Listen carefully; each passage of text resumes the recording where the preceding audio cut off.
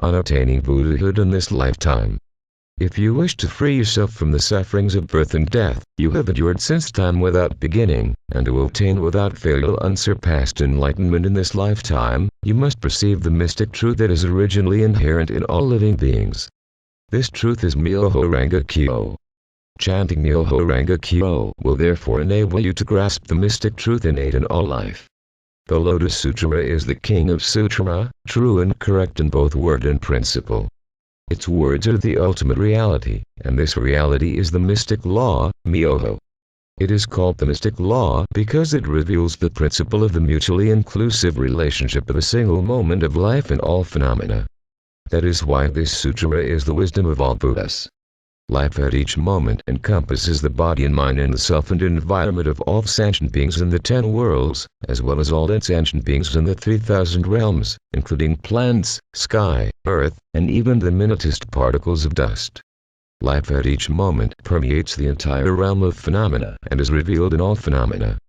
To be awakened to this principle is itself the mutually inclusive relationship of life at each moment in all phenomena.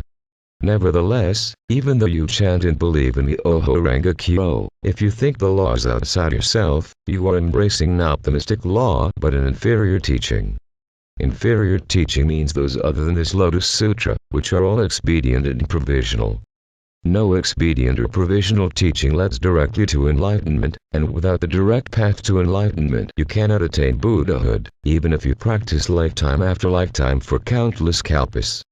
Attaining Buddhahood in this lifetime is then impossible.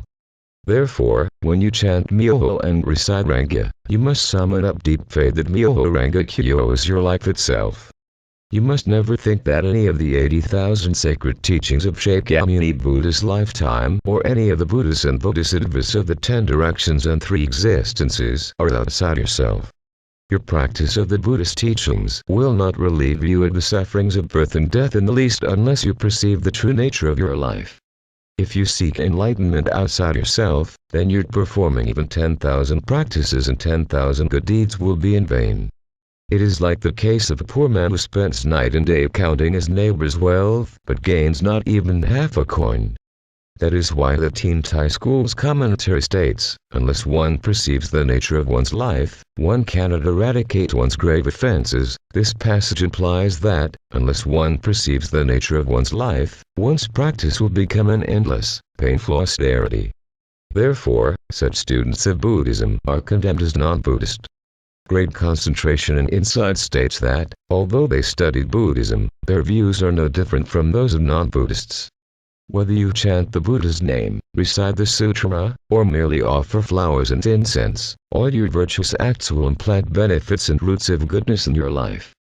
With this conviction, you should strive in faith. The Vimalakirti Sutra states that, when one seeks the Buddha's emancipation in the minds of ordinary beings, one finds that ordinary beings are the entities of enlightenment, and that the sufferings of birth and death are nirvana.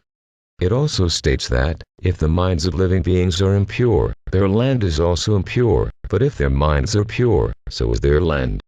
There are not 2 lands, pure or impure in themselves. The difference lies solely in the good or evil of our minds. It is the same with the Buddha and an ordinary being. One deluded, one is called an ordinary being, but one enlightened, one is called a Buddha. This is similar to a tarnished mirror that will shine like a jewel when polished. A mind now clouded by the illusions of the innate darkness of life is like a tarnished mirror, but when polished, it is sure to become like a clear mirror, reflecting the essential nature of phenomena and the true aspects of reality. Arouse deep faith, and diligently polish your mirror day and night. How should you polish it? Only by chanting Nam-myoho Renge Kyo. What, then, does Myoho signify? It is simply the mysterious nature of our life from moment to moment, which the mind cannot comprehend or words express. When we look into our own mind at any moment, we perceive neither color nor form to verify that it exists. Yet we still cannot say it does not exist, for many differing thoughts continually occur. The mind cannot be considered either to exist or not to exist.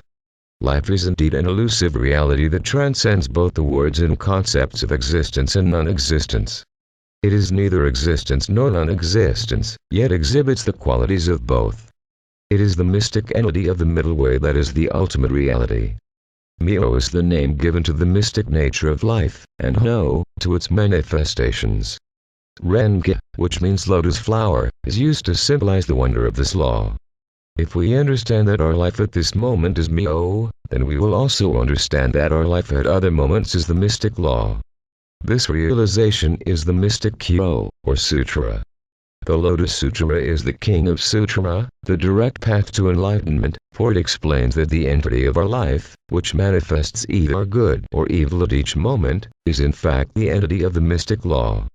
If you chant Myoho Renge Kyo with deep faith in this principle, you are certain to attain Buddhahood in this lifetime. That is why the sutra states, after I have passed into extinction, one should accept and uphold this sutra. Such a person assuredly and without doubt will attain the Buddha way, never doubt in the slightest. Respectfully, Nichiren. Maintain your faith and attain Buddhahood in this lifetime. Nam-myoho Renge Kyo, Nam-myoho Renge Kyo.